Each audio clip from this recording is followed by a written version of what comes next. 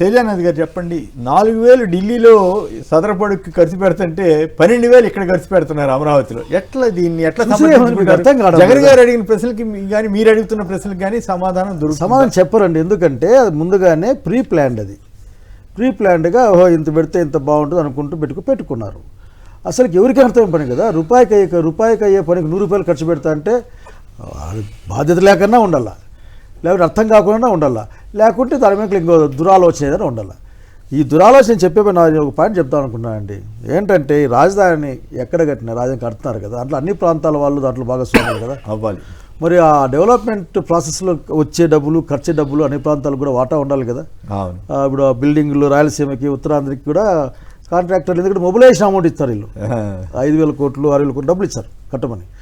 అట్లాగే పనిలో పోనీ అందరు రాజధాని కాబట్టి ఎస్సీ ఎస్టీ కాంట్రాక్టర్లు లాంటి కూడా అంటే అన్ని సామాజికులు ఎంకరేజ్ చేయాలి కదా. అంటే డబ్బులు జనం సార్, అవును కరెక్టే.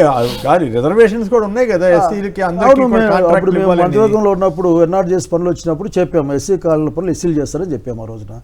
కానీ నేను ఐఎమ్ డిమాండింగ్ సార్, ఎందుకంటే దీన్ని ప్రాంతాల వారీగా డెవలప్మెంట్ కడతారు సార్, పిల్లలు కట్లకి పోతారు.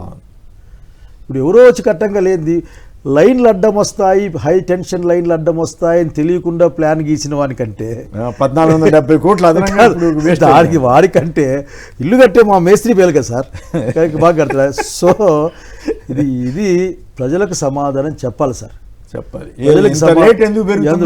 చెప్పాలి. ఆ డబ్బులకు బాధ్యులు వీళ్ళు ఎవరు కాదు సార్. ఒకవేళ అటువంటి కట్టడమే ఎవరైనా ప్రైవేట్ కడతారా? కట్టరు కదా. కాబట్టి ప్రజల ధనాన్ని, ఎందుకంటే క్యాపిటల్ 2 లక్షల కోట్లు, 4 లక్షల కోట్లు, 5 లక్షల కోట్లు ఎన్నో మాట్లాడుతూ ఉన్నారు. సార్ చెప్పిన దాని ప్రకారం ఇంకొక 5 లక్షల ఎకరాలంటే ఆఖరికి రాష్ట్రం అంతా అమ్మేసి అడబెట్టినా కానీ అయ్యే పని కాదు. సో రాష్ట్ర ప్రభుత్వం రాజధాని పట్ల అన్ని ప్రాంతాల ప్రజలకు జవాబుదారు ఉండాలి. ఆ నిధుల ఫ్లో కూడా అన్ని ప్రాంతాలకి పోవాలి సార్. రైట్. మీరేమంటారు? ఈ 4,000 12,000 ఈ తేడాని కానీ జగన్ గారు అడిగిన ప్రశ్నలకు సమాధానం కానీ ఆ మావిగన్ అన్న దాని మీద అభిప్రాయం కానీ చెప్పే అవకాశం ఉందా చంద్రబాబు గారు? అసలు మీ వైసీపీ నాయకులు అడుగుతున్న ప్రశ్నలకు సమాధానం చెప్తారా? మీరు జగన్మోహన్ రెడ్డి గారు వారానికి ఒక ప్రెస్ మీట్ పెట్టి విత్ స్టాట్స్, ప్రూఫ్స్, జీవోలు పట్టుకొని మాట్లాడుతున్నారు. ఇప్పటిదాకా ఏమన్నా చంద్రబాబు గారు రెస్పాండ్ అయ్యారు? అవ్వలేదు కదా. సో ఇది ఆశించడం కూడా అంటే వేస్ట్. అసలు ఆయన ఏం రెస్పాండ్ అవ్వరు. ఎప్పుడైనా ఆల్రెడీ ఇప్పుడు దాకా జరుగుతున్న ఇన్సిడెంట్స్ కి డిఫెన్స్ లో పడిపోయి మౌనమే ఆన్సర్ లాగా ఫీల్ అవుతున్నారు వాళ్ళు. ఇంకా వాళ్ళు ఏం చేయగలరు? ఈ అసెంబ్లీ సమావేశాలలాగా ఏదన్నా ఏర్పాటు చేసుకొని ఎంతసేపు జగన్ అమరావతికి వ్యతిరేకము, విద్వేషం ఇలా రెచ్చగొట్టే మాటలు మాట్లాడి ప్రజలని. ఇప్పుడు చూడండి, పూలింగ్ ఫేజ్ 2 అన్నారు. ఫేజ్ 2 అంటే వాళ్ళు ఏమడుగుతున్నారు? ఫేజ్ 1లో మీరు ఏం చేశారో మాకు చూపించండి. రెండోది ఏంటంటే జగన్మోహన్ రెడ్డి గారు వస్తే అసలు ఇక్కడే ఉంచుతారా లేదా అది కూడా మాకు అనుమానం ఉంది. కాబట్టి మీరు అసలు ఇదే రాజధానిని ప్రూవ్ చేసుకోండి అంటే ఆల్ ఆఫ్ సడన్ అసెంబ్లీ తీర్మానం అన్నారు. అసలు అసెంబ్లీ తీర్మానానికి ఎంత విలువ ఉంది? ఇప్పుడు నిన్నగాక మొన్న తెలంగాణలో ఇరాన్ యుద్ధం ఆపాలని అసెంబ్లీ తీర్మానం చేశారు. మనకి ఆంధ్రప్రదేశ్లో బోయ కమ్యూనిటీకి ఎస్టీ రిజర్వేషన్ కల్పించాలని 2 సార్లు అసెంబ్లీ తీర్మానాలు చేస్తున్నాము. వైజాగ్ స్టీల్ ప్లాంట్ ప్రైవేటీకరణ ఆపాలని అసెంబ్లీ తీర్మానాలు చేస్తున్నాము. కేంద్రానికి లేఖలు పంపాము. ఇవన్నీ జరిగినాయా? వాళ్ళు కేంద్రం వాళ్ళకి ఇది ఖర్చు లేని పని కాబట్టి ఒక లైన్ కలిపేసారు. డబ్బులు ఇస్తామని ఎక్కడ హామీ ఇవ్వలేదు. ఏ బీజేపీ ఎంపీ కానీ తెలుగుదేశం ఎంపీ కానీ ఎవరు అడగల. డబ్బులు ఇవ్వండి అడగట్లా, అప్పులు భారం పడుతుందని అడగట్లా, అప్పులు ఊపి అవుతుందని అంటే కేవలం వీళ్ళు ఏంటంటే ఈ రియల్ ఎస్టేట్ చేసుకోవడానికి ఇంకొంత ల్యాండ్ తీసుకోవాలనే ప్రపోజల్లో ఉన్నారు. ఫస్ట్ అసలు సిఆర్డిఏ చట్టం తెచ్చినప్పుడు ఏమన్నారు? సిఆర్డిఏ పరిధిలోనే ప్లాట్ ఇవ్వాలన్నారు. ఇప్పుడు ఈ పరిధి పెరిగినప్పుడు అంటే పూల్ 1లో ఇచ్చారు చూడండి, ఫస్ట్ ఫేజ్ లో. వాళ్ళకి పరిధి పెరిగిన తర్వాత సిఆర్డిఏ పరిధి పెరిగిందని ఇంకెక్కడైనా ఇవ్వచ్చు కదా.